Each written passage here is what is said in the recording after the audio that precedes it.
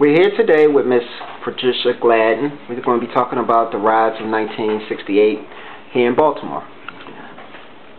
Question for you, Miss Patricia. What do you remember about the riots in 1968? I remember a whole lot of crying, running, disbelief, why, questions was asking why, and, why did this happen? What did he do? Because I guess a lot of people, weren't really following what his mission was. They knew about Martin Luther King and this, that, and the other, but they really didn't realize what his mission was. And so, it was like out of the blue, why did this happen? Why did they pick him? Why was he picked, for this to happen to? So, it was disbelief and then anger and just all out just turmoil. Everything was just, going haywire. People start burning, looting, and destroying everything within a few blocks of where they live. That's what I remember. And how did it start? Almost instantly. Once the word traveled around and it was on TV and people were coming out, did you hear, did you hear? They killed Martin Luther King, they killed Martin Luther King. What? Okay, but oh no. And it was like one of them things is we made us hell and we ain't gonna take it no more. And it's almost just like if somebody drop a glass and you hear it crash, and then the next thing you know is more and more and more, and it would just escalate. One thing happened and it triggered and started the ball to roll. People were running around, setting fires, breaking windows, looting. It was just all, it was a mess. And where did you live at this time? On Herbert Street, right off of North Avenue. Oh, okay. And was there any rioting around in the area you lived in? Yes, it was the looting, it was window breaking, it was destroying property, and all types of things were going on. It was people everywhere. You never know how many people live in a block or in a certain area until you see all the people together. People could live right a couple doors down or around the corner and you close that front door, please. You probably, didn't know them or seen them and didn't know a name. But during that time, it was so many people. They said they can't live around here, but they did. It was the neighborhood people. And what, it was like 3 and 4 families living in a house and stuff then?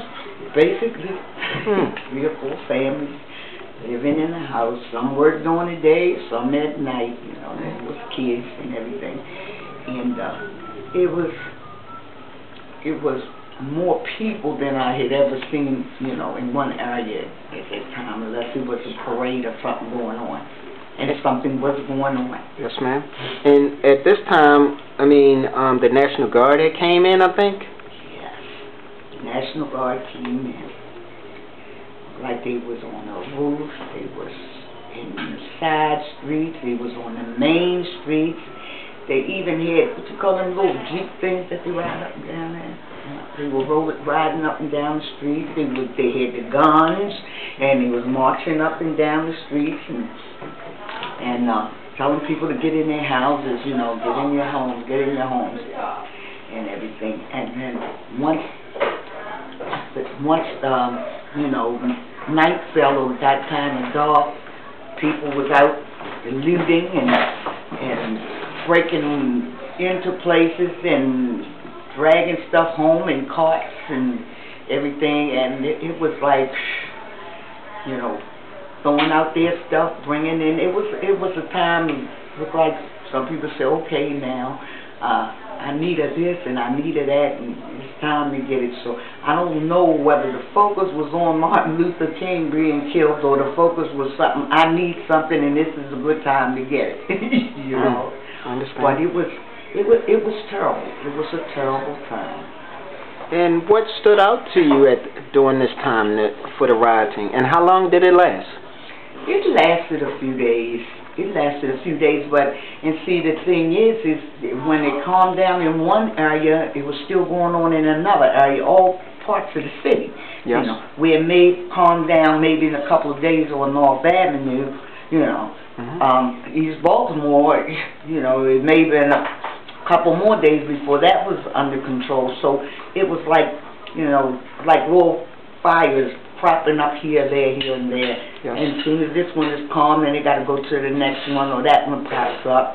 Yes. And so it wasn't just across everything happening at the same time, because with the National Guards, when they got one place kind of secure and calmed down, basically it was something else going on across town someplace else. Yes. And so it took a little time. Sure. For it to calm down. Yes. And like, what stores in your area were damaged, if any? Was it the furniture store, the drug store, I think it was might have been like a beauty store up on the corner where they sold beauty supplies. They didn't touch, I don't think they touched the bars. And it was a laundromat and things like that. But as far as, you know, and then people's houses kind of was waterlogged and everything. For what reason, I don't know. Maybe where it was a few fires that had been set, you know. And what is waterlogged? What do you mean by that?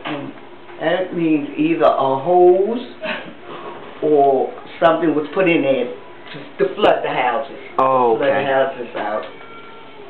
And but other than that, once the National Guard was there, everything, people couldn't come out. They had a curfew, so it sort of kept people from gathering.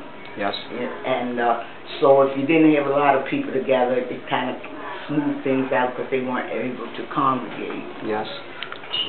So that's sure. I mean, this has been very helpful, and basically what I'm hearing is that this was a time where the world, the world in general too, you know, was very devastated by what had happened.